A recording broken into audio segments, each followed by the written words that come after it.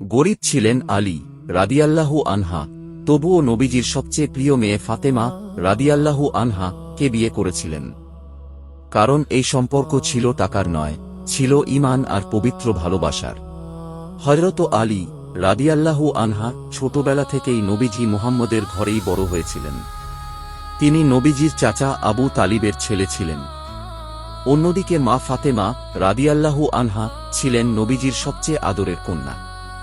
ছোটবেলা থেকেই আলী রাদিয়াল্লাহু আনহা দেখতেন ফাতেমা রাদিয়াল্লাহু আনহা কত শান্ত, লাজুক, ইবাদত গুজার ও দয়ালু। আর ফাতেমা রাদিয়াল্লাহু আনহা দেখতেন আলী রাদিয়াল্লাহু আনহা কত সাহসী, সত্যবাদী ও আল্লাহভীরু। তাদের সম্পর্ক কখনো দুনিয়াবী প্রেমের মতো ছিল না। তারা একে অপরকে সম্মান করতেন, পবিত্রতা রক্ষা করতেন এবং আল্লাহর সন্তুষ্টিকে সবচেয়ে বড় মনে করতেন। একসময় আলী রাদিয়াল্লাহু আনহা এর মনে ইচ্ছা জাগে, যদি তিনি ফাতেমা রাদিয়াল্লাহু আনহা কে বিয়ে করতে পারতেন। কিন্তু তিনি ছিলেন খুব গরিব, তার কাছে ধন সম্পদ ছিল না। একটা বর্ম আর একটি তলোয়ার ছাড়া তেমন কিছুই ছিল না। এই কারণে তিনি লজ্জায় নিজের মনের কথা কাউকে বলতে পারতেন না। সাহাবীরা বুঝতে পারলেন আলী রাদিয়াল্লাহু আনহা এর অন্তরের কথা। তারা বললেন, হে আলী, আপনি কেন রাসূলুল্লাহ এর কাছে প্রস্তাব দিচ্ছেন না? আলী রাদিয়াল্লাহু আনহা লজ্জায় মাথা নিচু করে বললেন, আমার কাছে তো কিছুই নেই। কিন্তু সাহাবীরা বললেন, আল্লাহর রাসূল। একদিন সাহস করে আলী রাদিয়াল্লাহু আনহা নবীজির সামনে গেলেন। তিনি এতটাই লজ্জা পাচ্ছিলেন যে কথা বলতে পারছিলেন না। নবীজি মুচকি হেসে বললেন, হে আলী, তুমি কি কোনো প্রয়োজন নিয়ে এসেছ? আলী রাদিয়াল্লাহু আনহা মাথা নিচু করে বললেন, আমি ফাতেমাকে বিয়ে করতে চাই। এই কথা শুনে নবীজি খুশি হলেন, কারণ তিনি জানতেন আলী রাদিয়াল্লাহু আনহা একজন সৎ, বিশ্বস্ত ও আল্লাহভীরু মানুষ। নবীজি ফাতেমা রাদিয়াল্লাহু আনহা এর কাছেও মতামত জানতে চাইলেন। ফাতেমা রাদিয়াল্লাহু আনহা লজ্জায় চুপ করে রইলেন। তার নীরবতাকেই সম্মতি হিসেবে গ্রহণ করা হয়।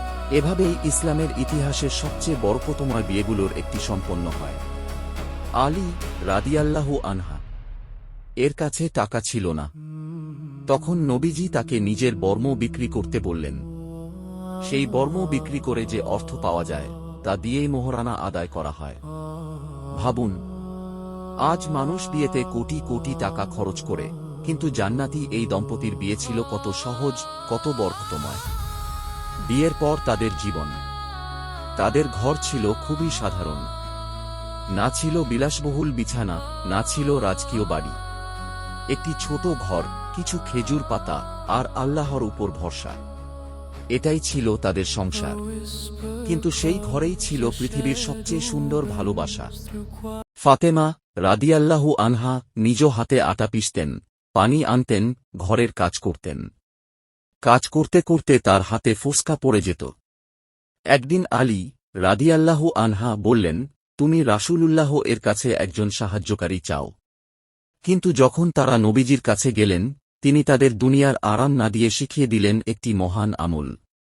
তিনি বললেন, ঘুমানোর আগে ৩৩ বার সুবহানাল্লাহ, ৩৩ বার আলহামদুলিল্লাহ এবং ৩৪ বার আল্লাহু আকবার পড়ো। এই তাসবিহই পরে তাসবিহে ফাতেমি নামে পরিচিত হয়। আলী ইবনে আবি তালিব এর সংসার ছিল খুবই সাধারণ, কিন্তু ভালোবাসা আর বরকতে ভরা। তবুও স্বামী স্ত্রীর মাঝে মাঝে ছোটখাটো অভিমান হতো, যেমন সব সংসারেই হয়। একদিন কোনো একটি বিষয় নিয়ে মা ফাতেমা রাদিয়াল্লাহু আনহা হযরত আলী রাদিয়াল্লাহু আনহা এর উপর রাগ করেন। ঘরের পরিবেশ চুপচাপ হয়ে যায়। আলী রাদিয়াল্লাহু আনহা কষ্ট পেয়ে ঘর থেকে বের হয়ে মসজিদে গিয়ে শুয়ে থাকেন। এরপর নবীজি ফাতেমা রাদিয়াল্লাহু আনহা এর ঘরে এসে জিজ্ঞেস করলেন, আলী কোথায়? মা ফাতেমা রাদিয়াল্লাহু আনহা চুপচাপ ছিলেন। তখন নবীজি খোঁজ করতে করতে মসজিদে গেলেন। দেখলেন আলী রাদিয়াল্লাহু আনহা মাটিতে শুয়ে আছেন, শরীরে ধুলা লেগে গেছে। নবীজি স্নেহভরে তার শরীরের ধুলা ঝাড়তে ঝাড়তে বললেন, হে আবু তুরাব, উঠো। এই নামটি আলী রাদিয়াল্লাহু আনহা খুব ভালোবাসতেন, কারণ এই নামটি তাকে দিয়েছিলেন স্বয়ং রাসূলুল্লাহ। এরপর নবীজি ভালোবাসা ও কোমল কথার মাধ্যমে তাদের অভিমান দূর করে দেন। আলী রাদিয়াল্লাহু আনহা ও ফাতেমা রাদিয়াল্লাহু আনহা আবার আগের মতো শান্ত হয়ে যান। এই ঘটনা আমাদের শেখায়, সর্বোত্তম সংসারেও মাঝে মাঝে অভিমান হয়, কিন্তু ভালোবাসা, ধৈর্য আর নম্রতা দিয়ে সম্পর্ক আরও সুন্দর হয়ে ওঠে। আলী রাদিয়াল্লাহু আনহা মা ফাতেমা রাদিয়াল্লাহু আনহা কে অত্যন্ত সম্মান করতেন। তিনি কখনো তাকে কষ্ট দিতে চাইতেন না। একবার আলী রাদিয়াল্লাহু আনহা বলেছিলেন, আল্লাহর কসম, আমি কখনো ফাতেমাকে রাগাইনি আর সেও কখনো আমাকে কষ্ট দেয়নি। আর মা ফাতেমা রাদিয়াল্লাহু আনহা ছিলেন স্বামীর প্রতি সবচেয়ে বিশ্বস্ত ও ভালোবাসাময় স্ত্রীদের একজন।